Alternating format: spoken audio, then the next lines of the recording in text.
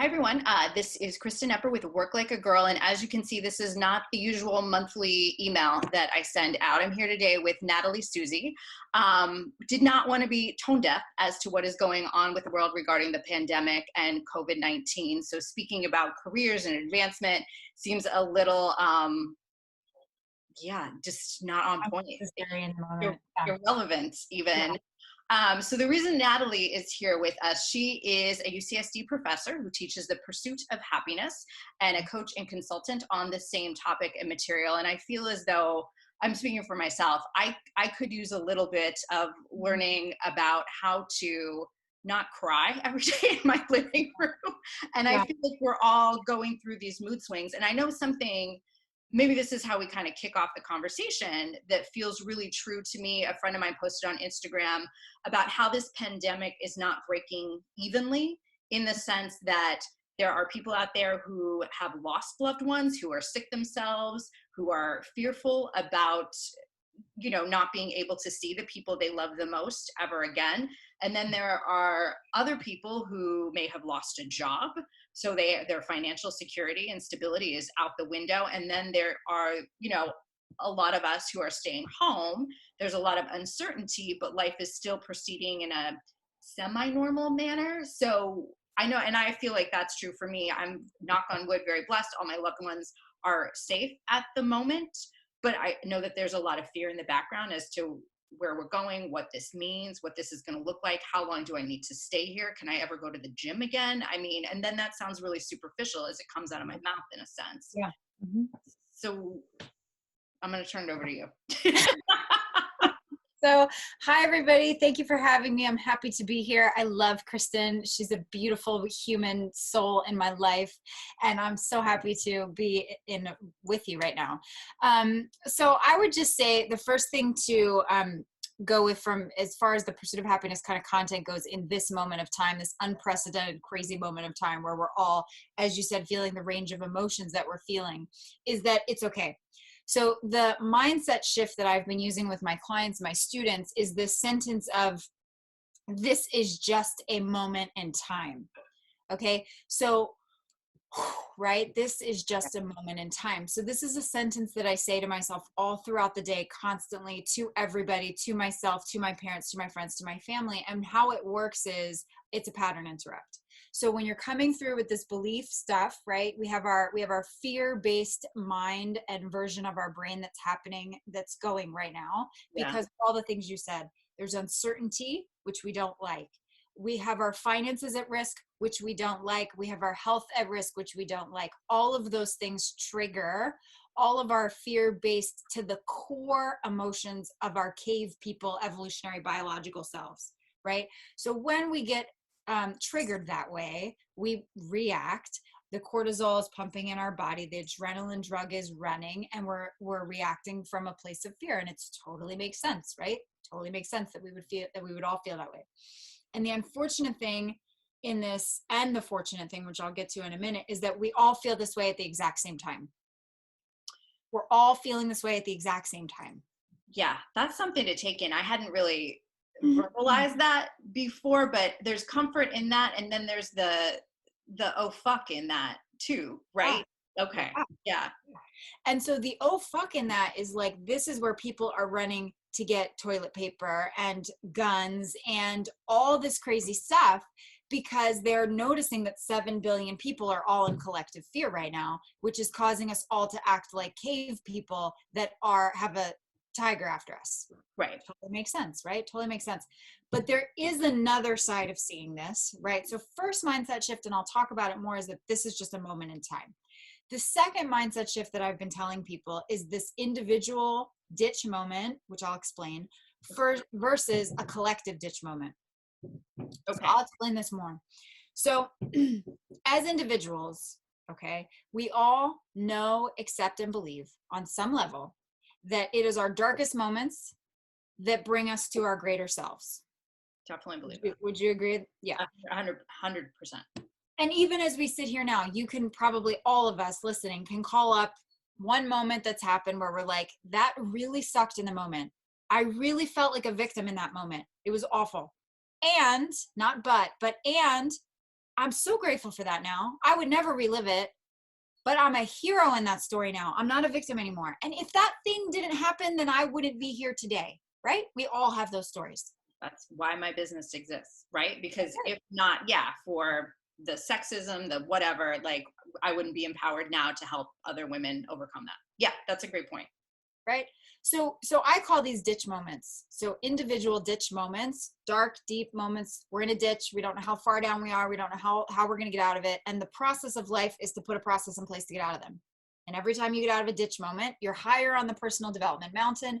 You've learned more, you've grown more, you've connected more with the people that have been through, you and I have been through ditch moments before. You've been there for some of mine. We're bonded and connected as a result of that because we went through those challenges that we wouldn't be in the same way if we had not gone through them, right? Sure. Yeah, absolutely. So we can all know, accept, and believe that. And we do. Sure. This is just an active ditch moment. This is the same thing. It's just 7 billion of us doing it at the same time. We're all having collective ditch moments. We're all having individual ditch moments, and we will all see the lighter, brighter, bigger, better version of ourselves as a globe as a result of this. There is potential and possibility in that. Yeah, it's funny. And speaking of the roller coaster, that was one of the first things I thought when we started to experience this, that maybe now we can all see how interconnected we are. We can understand that, we need policies in place. We need practices in place that are empathetic, that account for each other, where we can lift each other up. But then you see that people buying toilet paper and, it's all about me, me, me, me, me. So I don't know. I go through this roller coaster with regard to all of that. And totally, me too. And this is why it's important for people like us and the people that are listening to start to say this narrative where we all get to be the heroes instead of the victims of this story, even though there's millions of people unemployed. I mean, it's if we want to look at the problems and the darkness of this, like what I'm calling kind of like a cocoon moment, like we're all in kind of this cocoon moment, we can do that. You and I could sit here all day, and we have before on other things. Okay. We can do that. We can sit here and say all the things that shoulda, woulda, coulda happened so that we weren't in this position at this grade. I mean, we could do that all day long. And you and I could do that really well because we're East Coast and we could do that shit. But it really doesn't serve to actually do that because we have the media doing it and we have all of our inner selves when we're in a fear-based place already saying those things. So I say, okay, now we come back to the mindset number one. This is just a moment in time. And I'll tell you why you can buy into that mindset shift. This is just a moment in time is meant to pattern interrupt all of the fear-based thoughts and emotions. This is just a moment in time. It's just a moment in time because we live in a law of duality. We live in a universe that lives by the law of duality. Right. Okay? And the law of duality is just as clear as the law of gravity. It's just another universal law. We don't talk about it that much. We're not taught about it. I don't know why. But the law of duality states there's light, there's dark, there's fear, there's love, there's happiness, there's suffering, and they're both two sides of the same coin. Period. And no, that's the reality. Yep. What goes up must come down, and change is always constant. So this is just a moment in time. Yeah. And you can't know the peak without the valley. Exactly. And we don't know. I mean, like, this is just a moment in time that's really scary and super uncertain, but life is kind of like that every day. We just don't feel that because we've done these constructs where, we know where we live and we know how we pay our rent, and like, but we really, this moment has taught us how much we don't know that. Right. We think we do, and we have a groove going, but it can be broken and interrupted at any time. In a moment. I mean, think about, like, if someone would have told you, this is the thing I keep saying where I'm like, I get on calls with people, I'm just like, if you would have told me 8 weeks ago, right, what we're witnessing, we would have said, you're crazy, stop smoking crack. That sounds like a sci-fi movie that will never end. Exactly. Yeah. It sounds like one of those bad young adult books you read in your like worst high school English class that you hated. That's what we're living in right now. It's a last Babylon. Yeah, Totally. It's like a last Babylon. So yeah, I mean, it's crazy. It's crazy. Right. True. Yeah. And every day is about being like, okay, if this was just a moment in time, what do I want to have accomplished or just be or not accomplished? Like, what do I want to be able to say when I talk about this moment in time where it was a ditch moment that I recovered from? What do I want to say I did during this time? Because it will end. And Right. if you don't think of it that way, you will have done nothing but watch Netflix. And maybe that's okay. That Yeah. might be okay for you because maybe you've never done that before. That's true too. I mean, and maybe that's if you are experiencing this as a trauma, which I know there are probably some people that are. I have a girlfriend in New York that there are multiple people in her building that are infected and sick, and she's just trying to literally survive. So, I mean, if she can just watch Netflix instead of watching the news and worrying about all of this, like, she's gonna win. So, yeah. And so what's the win here? Like, what is your personal win? Is it going inward? Like, one of my friends last night did his first global meditation with me on the pink full moon, third super moon of 4 in our 2020. And it was his first meditation that he's ever done. And it was a global meditation with 6,000 people and a pink super moon. Like, that's pretty amazing. We'll never forget that. Yeah. Yeah. You know? So like, what is like 5 things that you want to do during this moment of time or not do, no judgment, whatever it is for you, that feel like a win? Is it calling that person you've never called to tell them, I'm sorry, you mean something to me, you should know that? Is it that?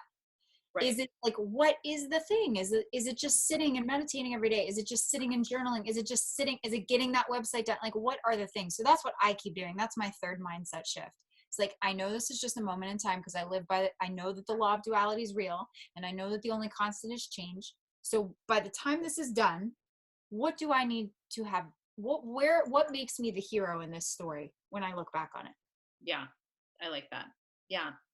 So what's your advice for shifting? So the duality is we're all based in fear. We probably, I mean, I know I do anyway, want to be more constant in being in a space of love. So, or, you know, suffering and happiness. So on the happiness side, so what would be your advice for making that shift? That's a great question. So basically, how do we shift from the fear bucket to the love bucket? Like, I actually think of them as like 2 separate buckets in my head. So I'm just going to come back to, and this is, you know, all the years, you know, all the gurus and all the lands over thousands of years say the same thing when you talk about pursuit of happiness. You're going to know what you already know what I'm about to say, and it's meditation. It's coming because meditation creates this space, whether you can shut your brain off or not. I know there's a million excuses. I can't do it. I can't shut my brain off. I don't have time. You do actually have the time right now. Yeah. Yeah. It's okay. Even if you have kids, right? You could still make the 7 minutes or the 3 minutes. There's meditations that are 3 minutes long. It's really just about the practice of going like, I want this for myself because I know it's going to benefit me. Ooh, I want to pause for that. I want this for myself because I know it's going to benefit me. Because it's funny, with clients, I hear a lot of the time the excuses that you just mentioned, rather than the realization that if I do this, I'm going to feel better. And this is for me. I think that's hard for a lot of women to to admit, to put the two and two together at that moment. So yeah. Okay. I just want to pause. Absolutely. There we go. Thanks for calling it out. I don't even know I said anything. Yeah. But like the thing I think to come back to with meditation is like, it gets your thoughts, your speech, and your feelings in alignment. Mm-hmm. So when I do it, I imagine like a white, I know you've done this too. Like, imagine a white light, like coming through and connecting your thoughts, your speak, and your feelings, like all in alignment, and like sort of emanating from that heart-centered space. Yeah. Light, the intention, the affirmation, like whatever it is that you want to feel or be. And so everybody that's listening to this, I know all of you guys, you wouldn't be like, you want to be coming from a love-based place.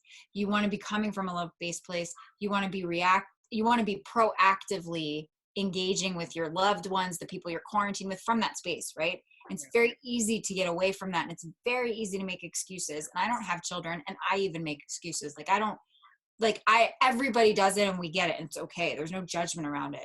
Right. But just being like, let me just try this thing because thousands of people over thousands of years say it's the answer. Let me just like trust that maybe they know what they're talking about and try it. You know?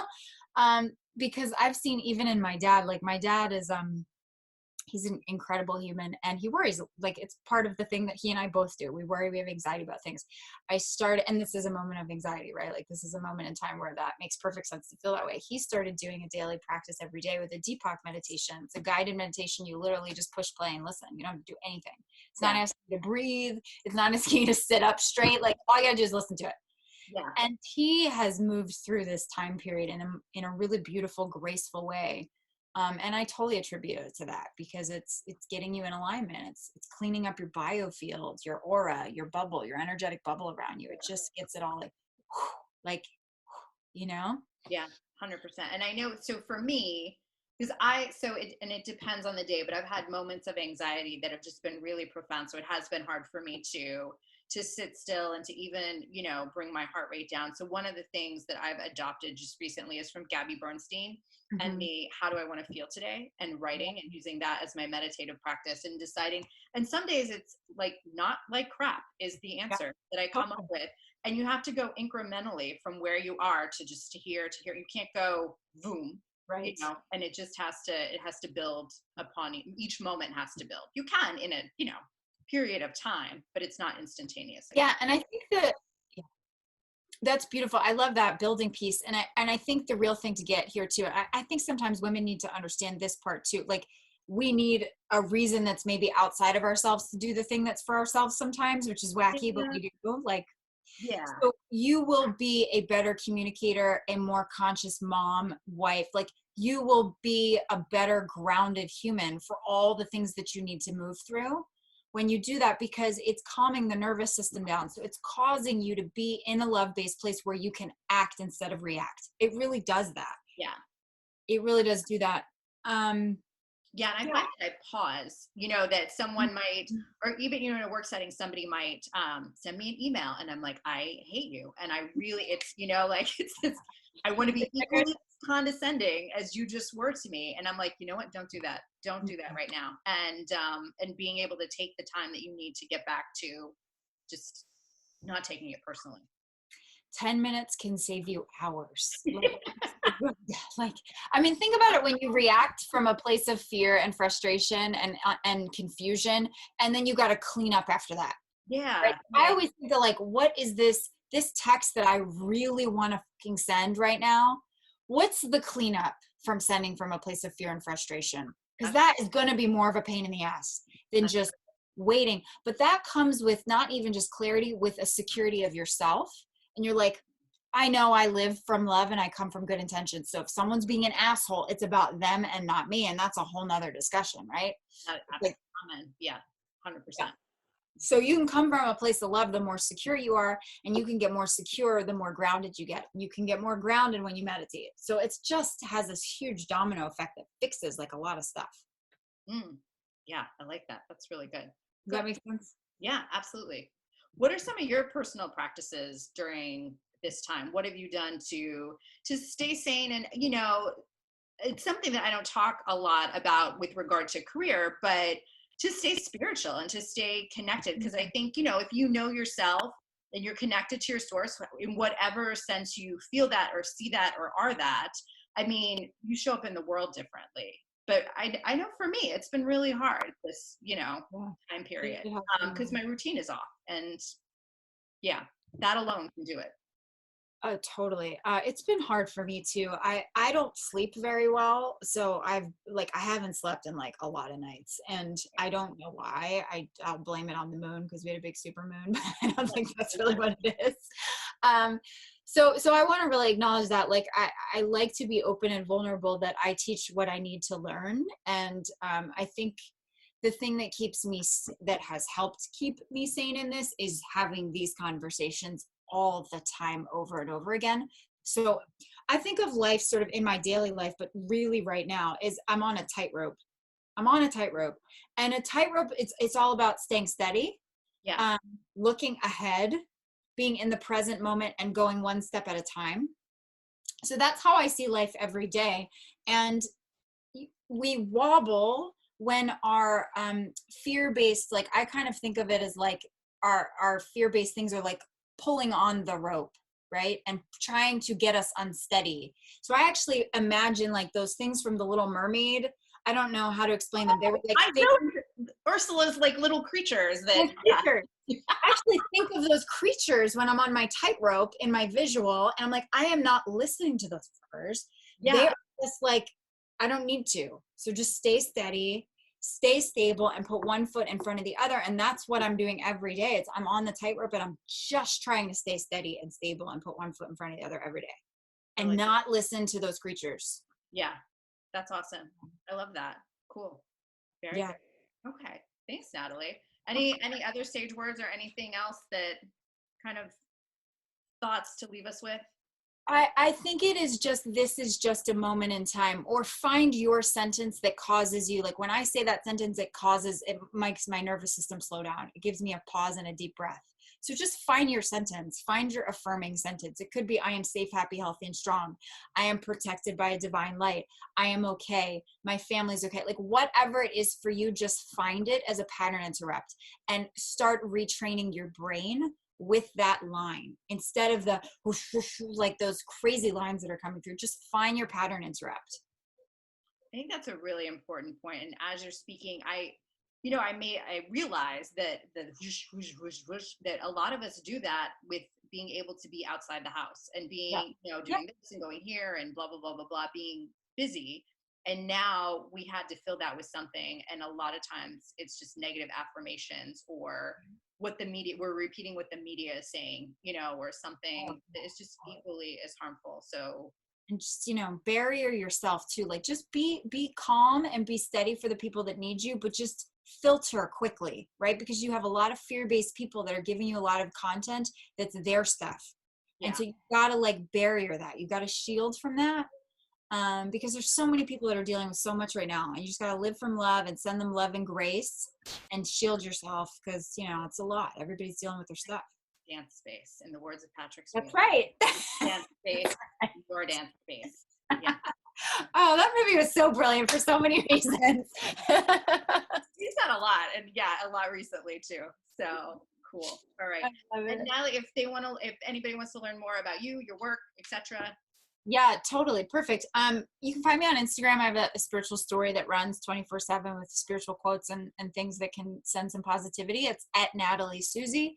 My website is by the same name. If you click on the, call out on the homepage, you can get a free breakthrough session. And I'm here to support you and your tribe.